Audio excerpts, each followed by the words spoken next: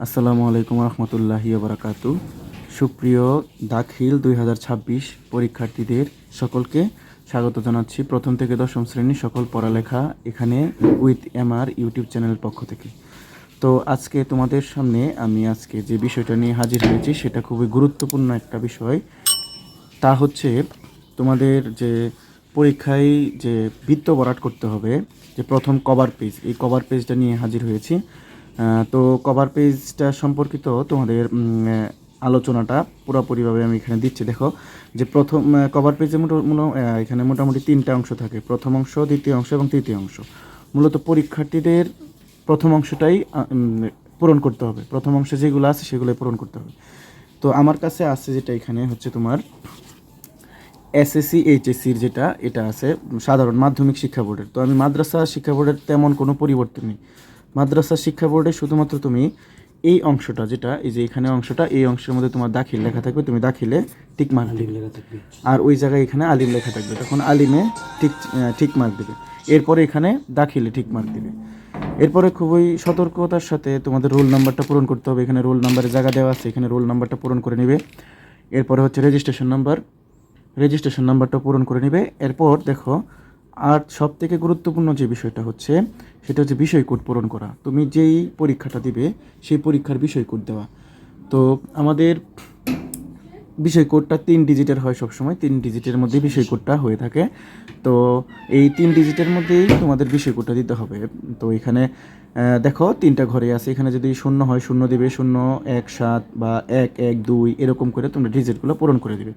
এরপরে দেখো আবার এই পাশে দেখো একটা আছে অতিরিক্ত উত্তরপত্রের সংখ্যা। তো তুমি আমি আরেকটা বিষয় এখানে বলতে চাই, আমরা প্রথম থেকে দশম শ্রেণীর সকল পড়াশোনা এখানে এই ইউটিউব চ্যানেলের পক্ষ থেকে আমরা একটা সাজেশন তৈরি করেছি। ওই সাজেশনটা যদি তোমরা নিতে চাও তাহলে স্ক্রিনে চলমান যে হোয়াটসঅ্যাপ নাম্বার আছে ওইখানে তোমরা যোগাযোগ করতে পারো। তো আশা করা যায় এখান থেকে তোমরা সর্বাধিক কমন পাবে এবং কমন উপযোগী সাজেশন ইনশাল্লাহ ধরা যায় এখান থেকে তোমরা কমন পাবে, এখান থেকে তোমরা সর্বাধিক কমন পাবে, এটা আমি আশা করতে পারি।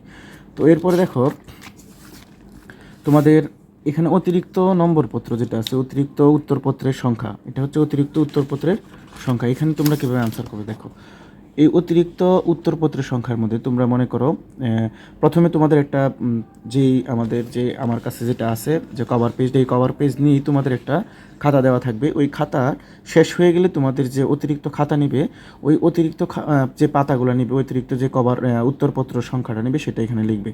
যতবার নেবে ততবার এটা ভরাট করে তারপর এখানে লিখে দিবে। তো এটা মূলত অতিরিক্ত নেওয়ার পরে তুমি কয়টা নিছো সেটা এখানে পূরণ করে দিবে। 0 দিয়ে এখানে তুমি 5টা নিছো না 10 কয়টা নিছো সেটা এখানে পূরণ করবে। তো এখানে আমি ধরো উদাহরণ হিসেবে তোমরা 3টা উত্তরপত্র নিলে, তাহলে 0 3 দিয়ে এখানে বৃত্ত ভরাট করে দিবে, তাইলেই হবে। এরপরে দেখো আরেকটা গুরুত্বপূর্ণ বিষয় হচ্ছে এখানে তোমাদের 2026 6 সাল, এখানে 6 দিয়ে দিবে, 2026 6 দিয়ে দিলেই হবে। এরপরে আরেকটা খেয়াল হচ্ছে এখানে কক্ষ পরিদর্শকের স্বাক্ষর করবে, কক্ষ পরিদর্শকের স্বাক্ষর এখানে দিতে হবে।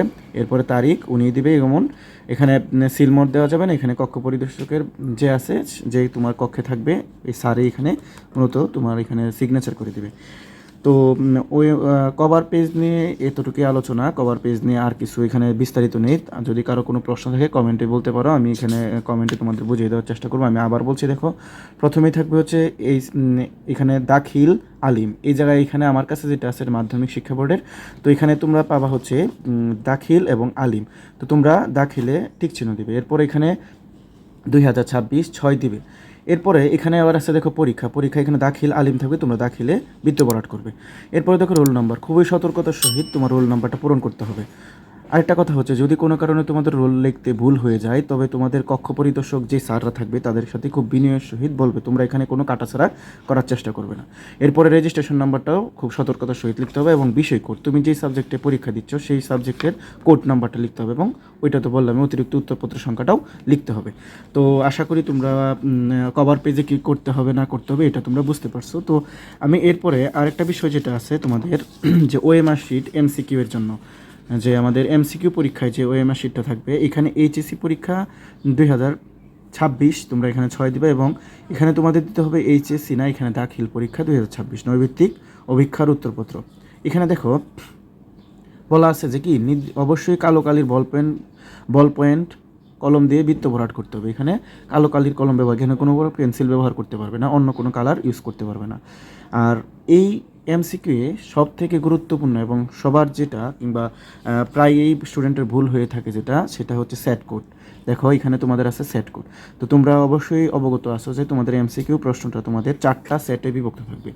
এমসিকিউ প্রশ্নটা তোমাদের 4টা সেটে বিভক্ত থাকবে। এই 4টা সেট বিভক্ত থাকবে এবং ওই 4টা সেটে তোমার কাছে যেই সেটটা আসবে, তোমার কাছে যেই সেটটা থাকবে, ওই সেটের অংশটাই তোমাকে দিতে হবে। ওই সেটের অংশটা এখানে লিখে দেবে। ধরো তোমার কাছে খ সেট আসলো, তাহলে তুমি খ সেট অন্য কোনো কিছু না দেখে তুমি মানে আর কার কী সেট আসছে এটা নিয়ে চিন্তা করার কিছু নেই। এখানে তুমি তোমার খ সেটটা বৃত্ত ভরাট করে ফেলবে।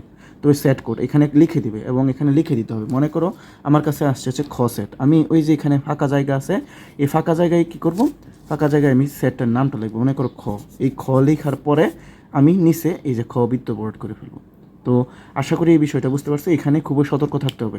ধরো তুমি এমসিকিউ সব দাগাইলা, তুমি সব ভালো করে দাগাইলা, কিন্তু কোনো কারণে তুমি সেটটা ভুল করলা, তাই তোমার এমসিকিউ পুরোপুরি ভুল হয়ে যাবে। হয়তোবা তোমার এমসিকিউটা পুরো নাম্বারটা তুমি পাবে না। এরপর দেখো ওই আগের মতো এখানে রোল নাম্বার আছে, রোল নাম্বারটা খুব গুরুত্ব, এখানে রোল নাম্বারটা দিতে হবে। খুব সতর্কতার সহিত রোল নাম্বার দিয়ে এখান থেকে শুরু করে তোমার দিতে হবে। এরপরে হচ্ছে দেখো রেজিস্ট্রেশন নাম্বারও তোমার এখানে দিতে হবে। আর বিষয় কোড ওই আগের মতোই, এই 3টা বিষয় ওই আগের মতোই হবে। আগের যেটা আছে যে কভার পেজে ঠিক সেম হবে, কিন্তু এখানে সেট কোডটা শুধুমাত্র একটু ব্যতিক্রম, সেট কোডটা দেবে। আর এখানে কক্ষ পরিদর্শকের স্বাক্ষর এবং তারিখ দিয়ে দেবে। এরপর দেখো আমি যদি বলি আরেকটা বিষয় হচ্ছে তোমাদের যে এমসিকিউ এর উত্তরপত্র যেটা আছে, এই উত্তরপত্রর মধ্যে তোমরা ডাবল কালি দিয়ে দাগ দিতে পারবে না। এখানে তোমার একটাই দাগ দিতে পারবে যেখানে একটা। এবং দেখো এখানে নিয়মাবলীগুলো একটু দেখো যে বিদ্রোহ কোনো প্রকার সিলমোহর দেওয়া নিষেধ। এখানে কোনো প্রকার সিলমোহর কক্ষ পরিদর্শকও দিতে পারবে না, তোমরা কোনো প্রকার সিলমোহর দিতে পারবে না। দেখো প্রথম নিয়মাবলী, প্রথমে হচ্ছে বৃত্তাকার ঘরগুলো এমনভাবে ভরাট করতে হবে যাতে এগুলোর ভেতরের লেখাটি দেখা না যায়। তো মনে করো এখানে খ আছে, তো পেন্সিল দিয়ে কিংবা হালকা কালির কোনো কলম দিয়ে তোমরা পূরণ করবে না, একটা গাঢ় বল পয়েন্ট দিয়ে তোমরা পূরণ করে নিবে। জেল পেন ইউজ করা যাবে না কিন্তু এখানে। সঠিক পদ্ধতিতে দেখো পুরাপুরি কালো হবে, ভুল পদ্ধতি হচ্ছে অর্ধেক এরকম, এটা করা যাবে না। তো আমরা জেল পয়েন্ট ব্যবহার করব না, আমরা একটা নতুন না হোক কিছু আঁকাঝুঁকি করার পরে কলমটা যখন ইজি হবে তখন ওইটা দিয়েই তোমরা এটা পূরণ করে নেবে। 2 নাম্বার দেখো বৃত্তাকার ঘরগুলো অবশ্যই বল পয়েন্ট কলম দিয়ে ভরাট করতে হবে। 3 নাম্বার উত্তরপত্রে অবাঞ্ছিত কোনো দাগ দেওয়া যাবে না, এখানে তুমি কোনো প্রকার দাগ কাটা ছাড়া কিছু করা যাবে না। এরপরে দেখো পরিষ্কার পরিচ্ছন্ন ও ভাঁজহীন উত্তরপত্র মেশিনে মূল্যায়ন অপরিহার্য। তাহলে তোমার উত্তরপত্রটা কোনো প্রকার ভাঁজ করা যাবে না, এখানে কোনো প্রকার বালি লাগানো যাবে না, স্বচ্ছ রাখতে হবে। 6 নাম্বার সর্বশেষ যেটা আছে তোমার বৈশিষ্ট্য নিয়মাবলী যেটা আছে, সেট কোড না লিখলে বৃত্ত ভরাট না করলে উত্তরপত্র বাতিল হবে। তুমি সেট কোড লেখো না এই যেটা, তাহলে দেখো এটা কত গুরুত্বপূর্ণ যে সেট কোড তোমাকে লিখতেই হবে। তো লেখার পরেই তুমি তোমার বিষয়টা বা তুমি যে পরীক্ষায় তুমি কোন উত্তরপত্রে দিয়েছো সেটা বুঝতে পারো এবং ওএমআর শিট সেই অনুসারে তোমার খাতাটা দেখে ফেলবে। তো আশা করি তোমাদের আজকের যে আমি যে ভিডিওটা তোমাকে দিলাম, তো এই ভিডিওটা তোমরা পরীক্ষার আগে যদি দেখে যাও, সকল সাবজেক্টে এইভাবেই তোমাদের উত্তরপত্রগুলা প্লাস কভার পেজগুলা পূরণ করতে হবে। তো তোমরা খুবই সতর্ক সহিত তোমাদের এই উত্তরপত্র এবং কভার পেজগুলো এগুলো পূরণ করে নিবে, কোনো প্রকার কাটাছেঁড়া করবে না। আর যদি এগুলোর মধ্যে কোনো সমস্যা হয় তোমাদের কক্ষে যে পরিদর্শক থাকবে তাকে তোমরা অবশ্যই জানাবে। তো সকলের জন্য শুভকামনা, সবাই ভালো করে পরীক্ষা দিবে সেই কামনা ব্যক্ত করি। এবং আমাদের একটু আগে বলেছি যে আমাদের ইউটিউব চ্যানেলের পক্ষ থেকে একটা সর্বাধিক কমন উপযোগী একটা সাজেশন তৈরি করা হয়েছে, যাদের দরকার তারা স্ক্রিনে দেওয়া হোয়াটসঅ্যাপ নম্বরে যোগাযোগ করতে পারো। তো সকলের জন্য শুভকামনা রইল। আসসালামু আলাইকুম।